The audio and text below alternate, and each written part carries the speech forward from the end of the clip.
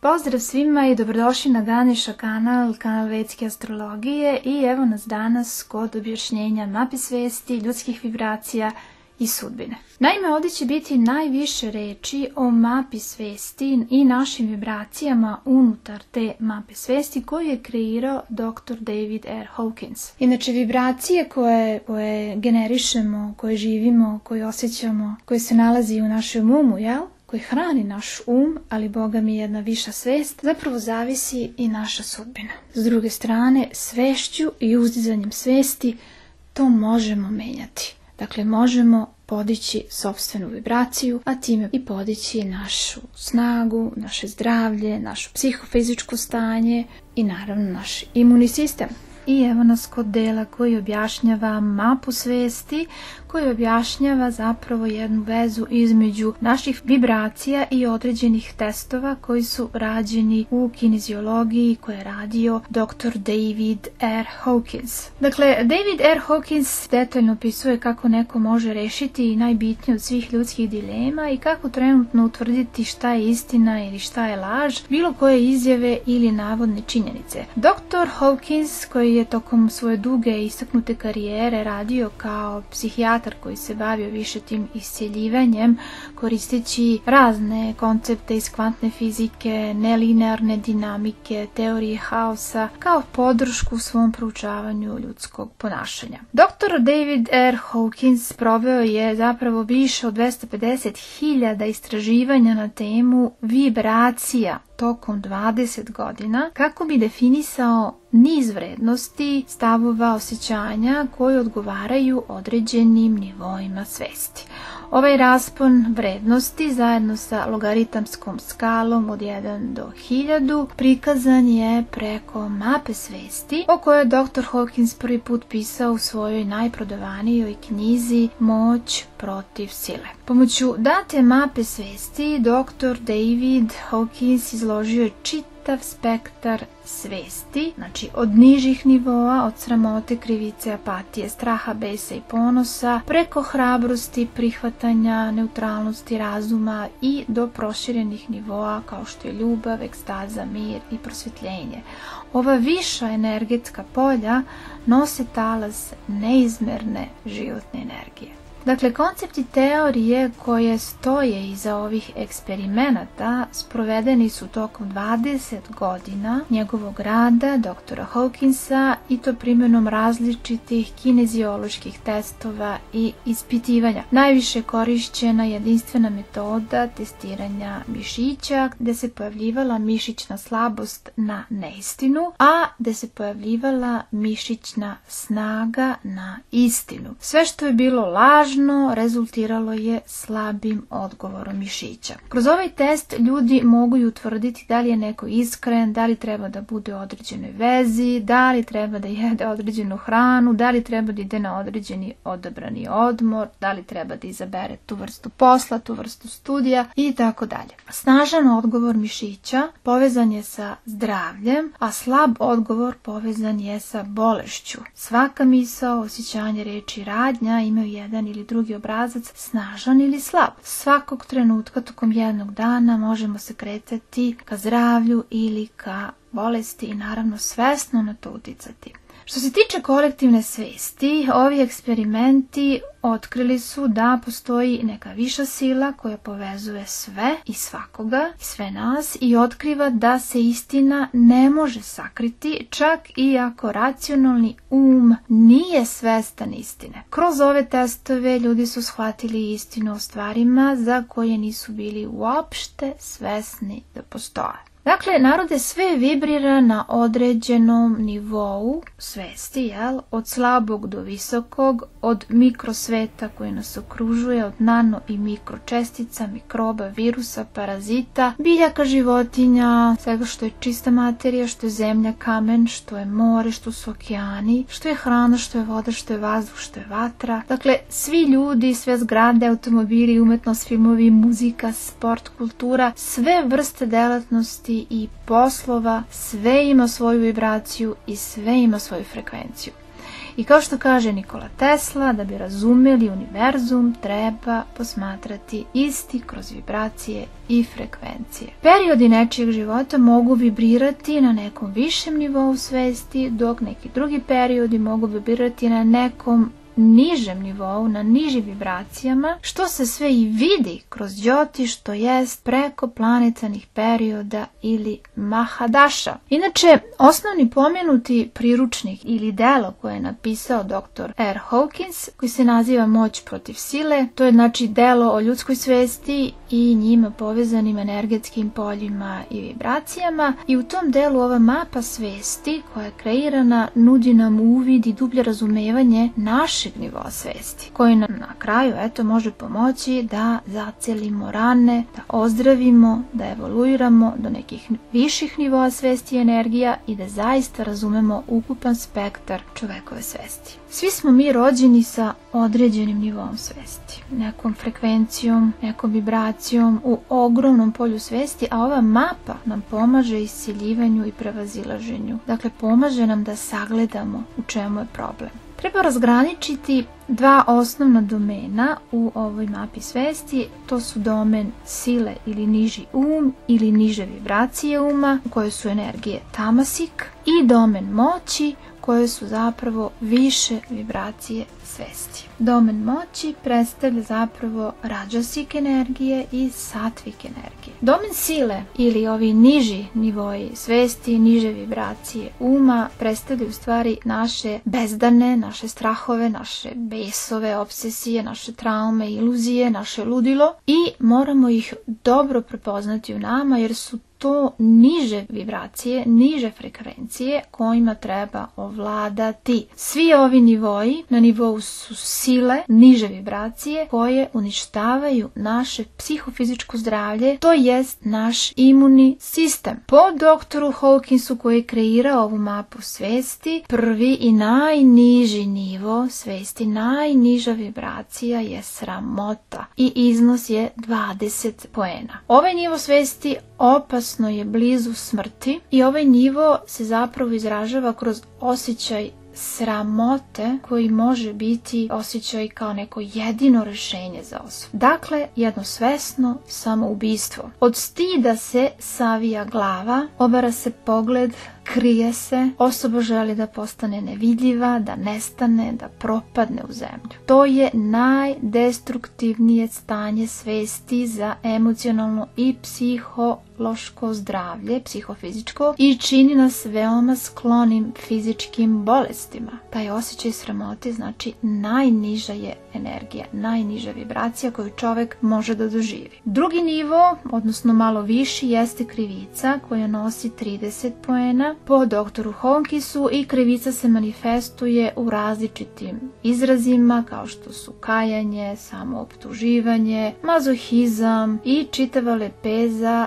simptoma uloge žrtve. Nesvjesna krivica rezultira i psihosomatskom bolešću, nekom, sklonošću, nesrećama, nezgodama i nekom samoubilačkom ponašanju. Krivica izaziva i bes i često se može izraziti i kroz neko veliko nasilje, kroz agresivnost, pa nažalost i ubistvo. Sljedeći nivo je apatija sa 50 poena. Ovaj nivo karakterišu zaista jedno siromaštvo uma i duha, očaj i beznađe. Ovdje ceo svet i budućnost izgledaju potpuno mračno i beznadežno. Apatija predstavlja stanje bespomoćnosti. Ovdje osobi nedostaju ne samo resursi, već i energija da iskoristi ono što joj stoji na raspolaganju. Ovo se naziva lagano pasivno samoubistvo koje zaista može rezultirati nakon nekog dugog niza godina apatičnog stanja. Sljedeći nivo je tuga sa 75 poena. Ovo je nivo osjećaja gubitka i zavisnosti od onoga što se izgubilo. Oni koji žive na ovom nivou žive život neprekidnog žaljenja i depresije. Ove vibracije su veoma niske,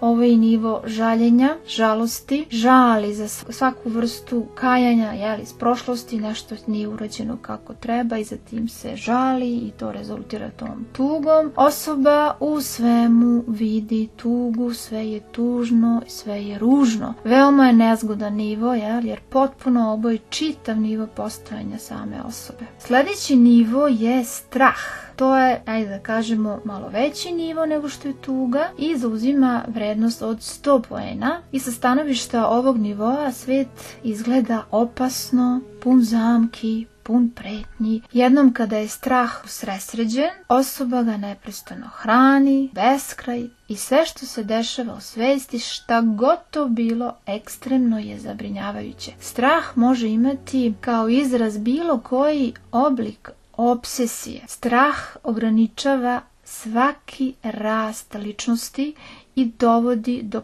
potpune inhibicije, do potpune blokade. Budući da je potrebna energija da se osoba uzdigne iznad straha, potlačeni strahom uopšte nisu u stanju da sami izađu iz njega, iz ovog stanja svesti, te im je potrebna neka spoljašnja stimulacija kako bi se ta njihova svest popela na viši nivo i nakon toga može da se javi želja.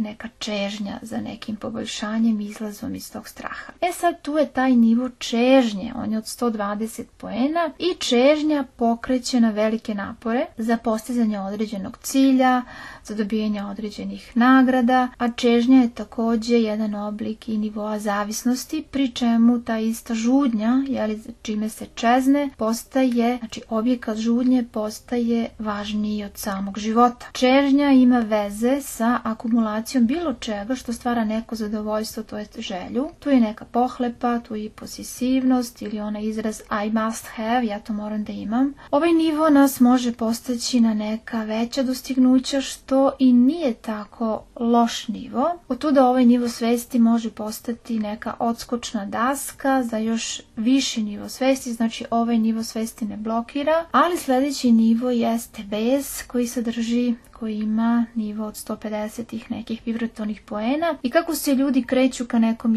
isceljivanju iz prethodnih zona svesti, iz apatije, iz tuge, iz tih postizanja želja, iz pobjede straha, zahvaljujući tom stimulansu koji dolazi s polja, imamo ambiciju, krećemo ka tom nekom osvajanju. Sad tada ta ista želja, ta ista čežnja, ukoliko ipak ne dođe do njenog zadovoljenja, osoba može imati neku određenu frustraciju. Znači može krenuti da gaji frustraciju koja na kraju rezultira besom. Bes se najčešće izražava kao ogorčenje ili kao neka osveta i prema tome promenljiva je i kategorija, ali je bes i veoma opasan.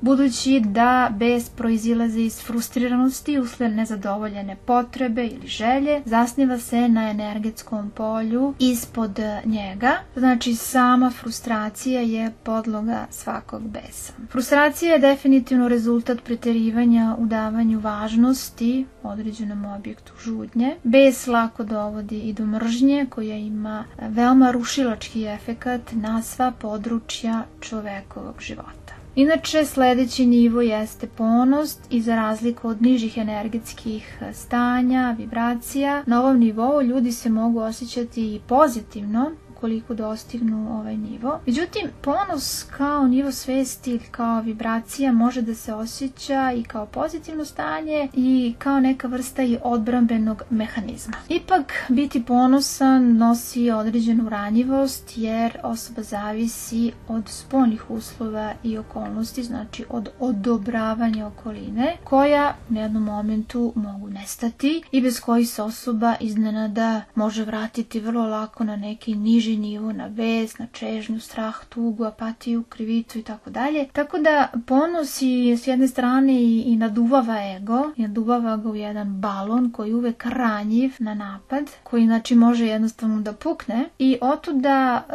su nus produkti ovog nivoa svesti i ove vibracije, određeni oblici nekih nižih vibracija, to je oholost, to je poricanje i sve to zapravo ovi mehanizmi te oholosti, osvete, poricanja mogu jako blokirati dalji rast svesti i podizanja vibracija. I sada evo nas kod hrabrosti, to je u stvari jedan prvi korak koji nam pomaže uzdizanju ka višim vibracijama i ka višem umu. Hrabrost iznosi, znači u tim vibratornim poenima 200 poena i na ovom nivou po prvi put se pojavljuje osjećaj moći. Dakle, hrabrost je zona istraživanja, zona jednog dostignuća, jedne čvrstine, jedne odlučnosti. Na nižim nivoima uma, prethodnim nivoima, svet se doživljava kao turoban, pun beznađa, tuge, zastrašujući ili frustrirajući, ali na nivou hrabrosti život se doživljava i vidi kao uzbudljiv,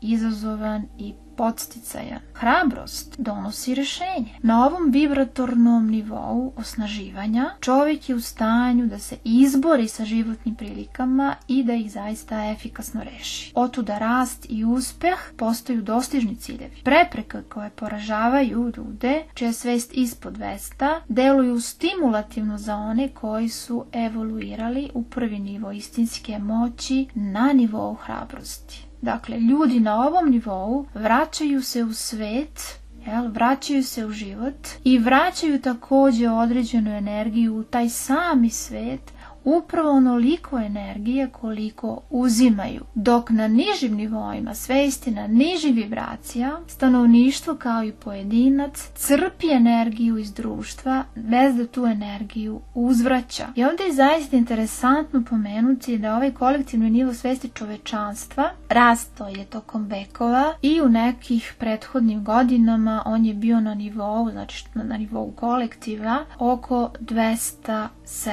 poena. Znači vibratorni nivo bio je tu nešto malo iznad ovog nivoa hrabrosti i kretao se ka tim višim nivoima, ka neutralnosti, ka volji i tako dalje, ka tom višem umu. Međutim, setimo se šta se desilo u prethodnih nekoliko godina, šta se desilo sa ovom krizom koja se naravno desila na tom međunarodnom nivou, da ne pominjem šta je, znamo svi o čemu govorim, to je bilo 2020. kad je sve krenulo. Tada je, nažalost, veoma pao vibratorni nivo kolektivne svesti. Veoma je pao nisko, znači on se bukvalno spustio na nivo straha, na nivo tuge, na nivo apatije, na nivo krivice. Pazite, nivo krivice je skoro najniži nivo, najniži je sramota. Dakle, narode, pazite da smo bili u 2020. godini.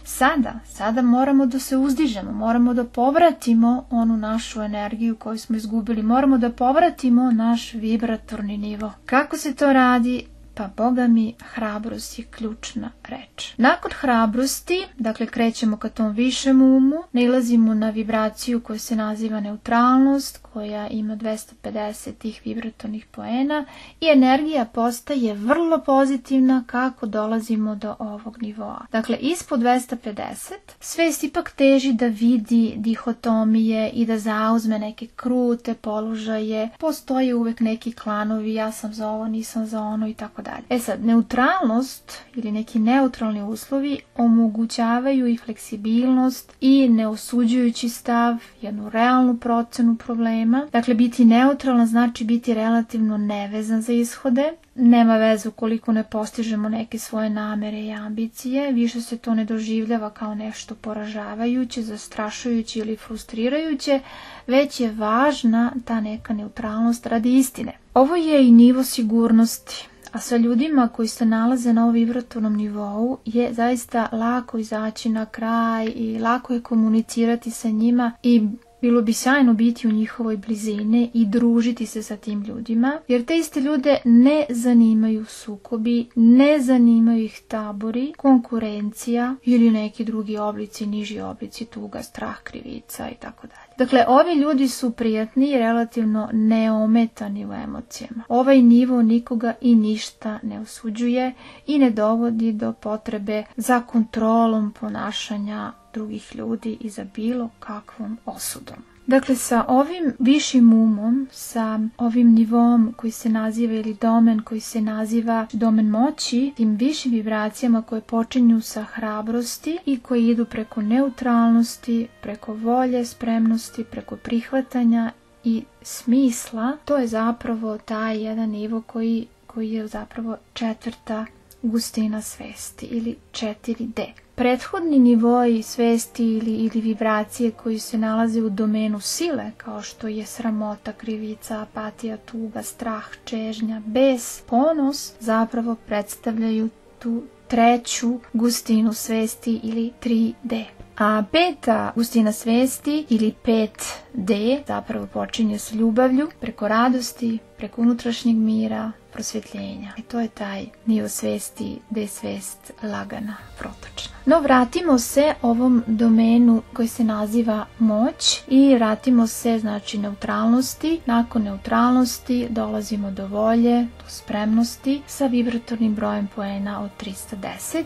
Ovaj nivo svesti, ovaj nivo vibracija mogao bi se smatrati kapijom ka zaista tim nekim višim nivoima. Dakle, na neutralnom nivou poslovi se obavljaju adekvatno, ali na nivou volje posao se dobro obavlja i uspjeh je u svim poduhvatima, zato što se to na neki način voli i zato što tu postoji i volja i spremnost. Jel? Ovdje je rast relativno brz, to su ljudi koji su izabrani da napreduju, koji žele da napreduju. Ispod broja 200, to jest ispod vibratornog kalibra ili kalibracije 200, ljudi imaju tendenciju da budu i zatvoreni, ali do nivoa 310 kreće se ka otvaranju. Od 200 do 310 je period otvaranja osobe. Na ovom nivou, dakle na nivou volje i spremnosti, ljudi postaju iskreni, prijateljski raspoloženi, veoma socijalni i postižu i ekonomski uspjeh koji je zapravo automatski, koji sledi nakon ovog socijalnog i iskrenog druženja sa drugima.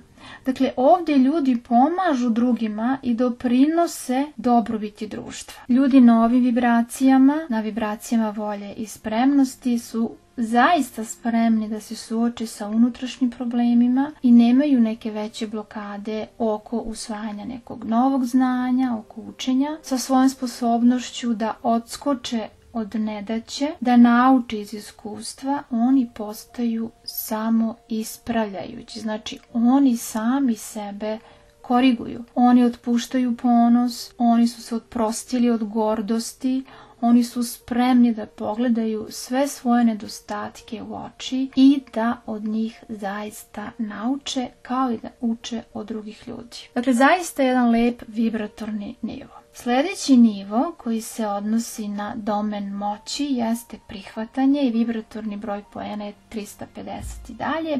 I na ovom nivou odvija se jedna zaista duboka promjena, duboki preobražaj. Dakle, uz razumevanje da je neko sam izvor i tvorac iskustva svog života. Znači, osoba ovdje shvata da je on taj koji je napravio svoj život, koji je stvorio svoj život. Svi ljudi koji se nalaze ispod 200, dakle ispod hrabrosti, obično se osjećaju nemoćno i sebe mogu da vide kao žrtve u milosti života. Ovo potiče od verovanja da je izvor nečije sreće ili uzrok nečije nesreće ili problema zapravo spolja. Ali u fazi prihvatanja ništa se ne nalazi spolja i nema sposobnosti da unesreći osobu ili da je usreći. A ljubav nije nešto što drugi daje ili što oduzima, već sve to dolazi iznutra i osoba shvata da je on sam tvorac svoje sreće i svojih uslova u životu. Ovo prihvatanje, znači ovaj nivo, omogućava angažovanje u životu pod životnim uslovima bez pokušaja da se uskladi sa dnevnim nekim određenim redom koji je nametnut s polja. Pojedinac na ovom nivou nije zaokupljen uopšte oko toga da li je nešto ispravno, da li je nešto pogrešno, već je posvećen rješavanju problema i otkrivanju šta treba učiniti u vezi sa problemom. Znači on ovdje ima dugoročne ciljeve koji imaju prednost nad svim kratkoročnim. Ovdje je istaknuta samodisciplina i neko majstorstvo nad bilo čime. Znači osoba zaista postaje majstor svog zanata. Sljedeći nivo je nivo smisla i vibratorni broj poena je 400. To je znači inteligencija i racionalnost. I taj smisao zapravo potiče odatle. To dolazi u prvi plan. Dakle, ta inteligencija i ta racionalnost i emocionalnosti više nema. Ona u stvari postoji, ali ona nije u prvom planu. Dakle, ovo je nivo nauke i generalno povećanih kapaciteta za konceptualizaciju, za razumevanje i za kreiranje nekih da kažemo dela. Znanje i obrazovanje ovdje se traži kao osnovni kapital. Ovo je nivo velikih naučnih umova, velikih mislioca i velikih vođa. Glavni nedostatak ovog nivoa jeste da se ne uviđa baš jasno razlika između određenih simbola i informacija, jer razum ili neka racionalnost, bolje rečeno, ne predstavlja jedan putokaz ka istini sam po sebi. Budući da ovaj nivo sadrži ogromne količine informacija, ogromne količine znanja, ali na ovom nivou nedostaje sposobnost da se reši to neko neslaganje podataka, informacija, simbola i da se izvede pravilan zaključak. Ovdje je malo i paradoksalno stanje i pojam smisla zapravo može da bude i glavni kamen spoticanja za dostizanje nekih viših nivoa svesti, jer zapravo može da bude zamka tražiti smisao. Prevazilaženje ovog nivoa je relativno retko u našem društvu, a smisao, znači kad čovjek kaže pa čekaj, ja više ne nalazim smisao u ovome, jeste samo uz ljubav. I to je i sljedeći vibratorni nivo, nivo ljubavi. Za ljubav nema tog nekog racionalnog. U ljubavi sve je moguće i vibratorni broj poena je 500. I ljubav je zapravo nešto što je mnogo više od ljubavi koja je prikazana da li kroz filmove, da li kroz masovne medije, da li kroz neko naše lično iskustvo u ovom ovozemaljskom svetu. Jer zapravo postoji frustriranost, postoji zavisnost i potreba za njom. U tome je problem. I ukoliko se ne zadovolji, ta potreba za ljubavlju, nastaje bes i nastaju drugi oblici nižih svesti. Dakle, to ne može biti ljubav. Ta vrsta ljubavi koja u stvari nije ljubav, već samo želja i potreba, u običajnoj percepciji može se pretvoriti, nažalost, u mržnju. Otuda može se reći da je ljubav u tome zapravo, znači, nepostojeća, niti je ikada postojala, jer se iza svega toga krije kraju ova mržnja, koja opet potiče za zadovoljenjem potreba ega. Nivo 500 ili vibracija na ovom nivou karakteriše razvoj ljubavi koja je bezuslovna, koja je nepromenljiva i koja je trajna. Ona ne oscilira i njome se jednostavno biva naseljen iznutra. Njen izvor ne zavisi od bilo čega što se nalazi spolja. Nema spoljnih faktora koji mogu da je remete. Nema spoljnih faktora koji mogu da je hrane. Voleti, biti u ljubavi je stanje postojanja u ljubavi sa svime i to nije ništa ni materijalno, niti ona fizička. To je oproštajni, negujući i podržavajući način odnosa sa svetom, sa okolinom, sa svime oko sebe. Ovdje ljubav nije uopšte intelektualna i ne polazi od uma. Ljubav mora da izvire iz srca. Ljubav se fokusira na dobrotu života u svim njegovim izrazima i nekako se uvećava u ono pozitivno. Ljubav to uvećava. Ljubav uvećava i život. Ovo je zaista jedan nivo istinske sreće. Samo oko 0,4% svetske populacije može dostići ovaj nivo evolucije svesti, što je oko 3 miliona ljudi na planeti Zemlji. I to je taj, da kažemo, 5. nivo svesti, 5D ili 5. gustina svesti. Zapravo veoma lagana. Sljedeći nivo, kad se stabilizuje, ustanovi ta ljubav, univerzalna, znači nepromenljiva, bezuslovna, trajna, dešava se radost sa vibratornim poenima od 540 i kako ljubav postaje sve više i više bezuslovna, počinje da se doživljava kao unutrašnja radost. Radost proizilazi iz svakog trenutka postojanja, a ne iz bilo kog drugog izvora. Radost je također nivo lečenja, duhovnog isciljivanja. Nivo radosti pa naviše zapravo predstavlja domen svetaca i velikih duhovnih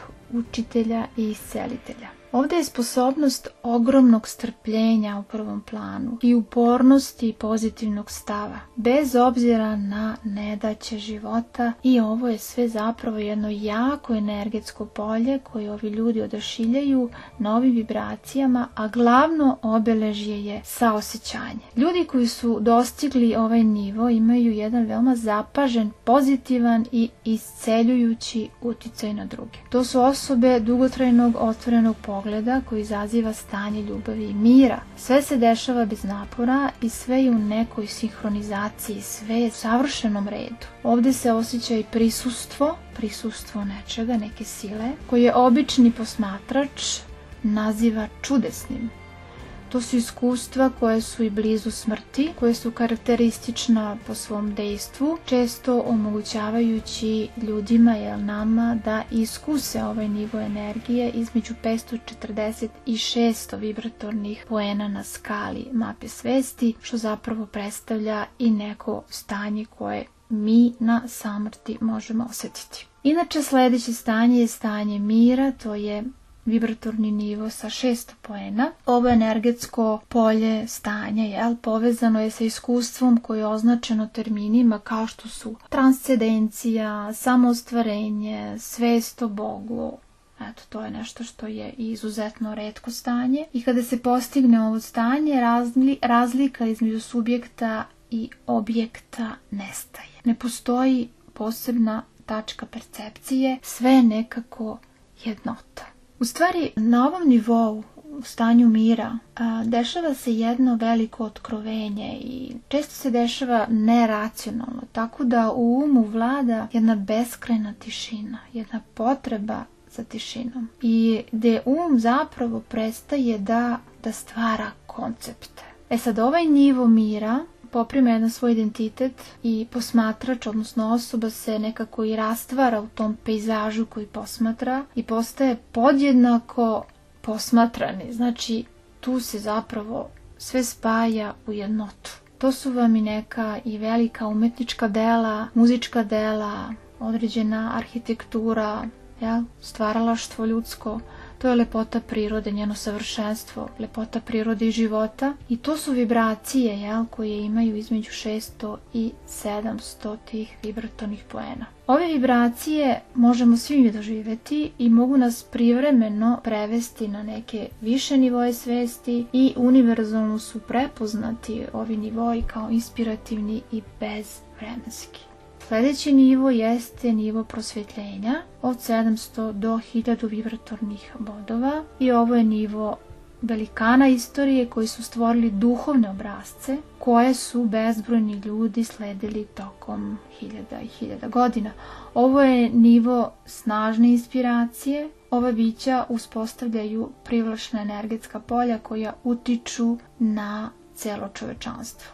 Na ovom nivou više nema iskustva pojedinačnog, ličnog. Znači, lično nije odvojeno od drugih, nego postoji poistovećivanje sebe sa svime, sa svešću, sa božanstvom. Ovo je vrhunac evolutivne svesti u ljudskom carstvu, u ljudskom postojanju. Na ovom nivou više ne postoji identifikacija sa fizičkim telom, kao ja, i stoga njegova sudbina ne zabrinjava osobu. A telo, fizičko telo, se posmatra kao samo oruđe svesti putem intervencije uma, čija je glavna vrednost komunikacija sa okruženjem. Ovo je nivo neodvojenosti ili potpune jednote.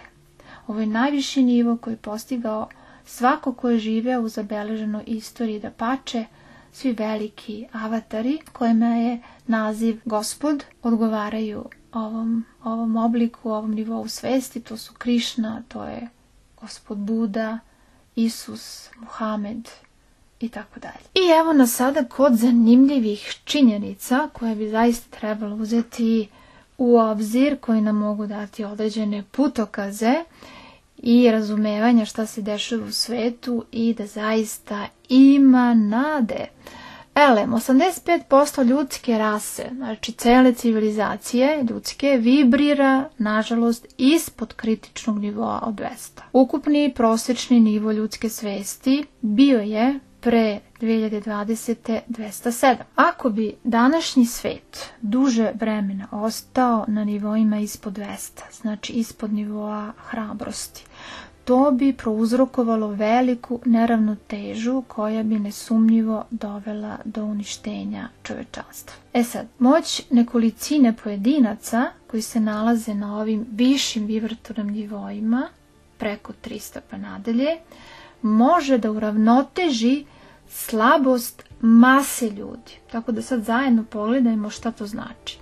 To znači da jedan pojedinac na nivou 300, gdje su neutralnost, volja i spremnost naglašene, je protiv teža 90.000 pojedinaca na nivou 200. Jedan pojedinac na nivou 400, što je zapravo smisao, je protiv teža 400.000 pojedinaca na nivou 200. Jedan pojedinac na nivou 500, što je zapravo čista ljubav, je protiv teža 750.000 pojedinaca na nivou 200.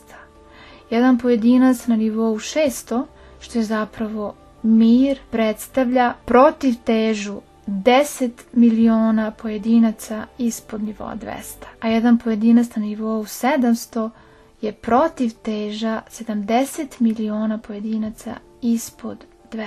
A 12 pojedinaca na nivou 700 jednak je jednom avataru, na primjer Buda, Isus i Krišna na nivou 1000. Svako značajno ljudsko zadovoljstvo ne može ni započeti sve dok se ne postigne nivo 250 na kojem počnu da se pojavljaju prvi znaci samopouzdanja, to jest samosvesti. A kada nečija svest u bilo kom trenutku padne ispod 200, tada počinje gubitak snage i tako se postaje sve slabiji i skloniji nečijem okruženju, nečijem prisustvu, nečijoj ljubavi, to jest postaje se sklon manipulaciji i raznim obmanama. Znači, tu je stvari zona kada duh slabi, tu osobe duhom padaju. Mnoge muzičke melodije danas ne vibriraju na visokim energijama, nisu na višim vibracijama, sve je to nekako većinom ispod 200. Iz toga određene muzike, određena melodija može da dovede do ponašanja koje je povezan sa nižim nivoima energije svesti, sa nižim vibratornim stanjima uma.